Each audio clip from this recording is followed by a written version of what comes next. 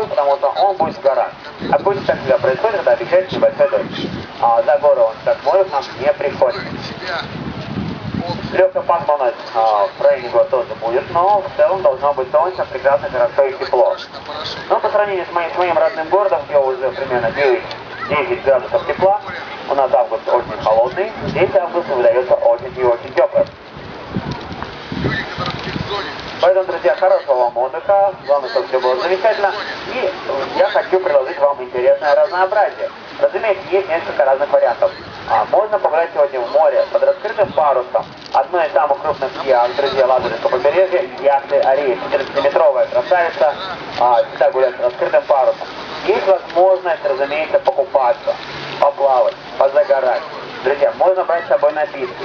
Если вы хотите сделать фото-видеосъемку, совершенно бесплатно вы можете это сделать на свою технику.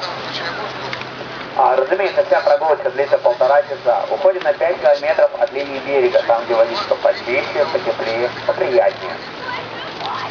Разумеется, бронь мест ведется у меня остались свободные места, но их не так много, как хотелось бы. Разумеется, на 5 часов вечера у меня осталось 4 свободных места. На 7 часов вечера у меня осталось 12 свободных мест, и на 20:30 для романтиков, друзья, рейс практически свободный. Для тех, кого немножко укачивает в море, друзья, можно отправиться на Джиппинг. Там будет тоже интересно, тоже замечательно. 4-часовая прогулочка. Вас забирают с вашего места проживания, отвозят в город, там на дегустацию. После дегустации вас дегустация, кстати, вино, сыр, мед, все очень интересно, вкусно, не раз пробовал.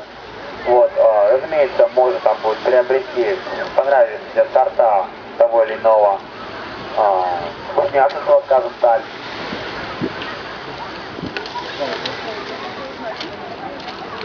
Я старею. Смотри. Здесь недалеко мы катаемся.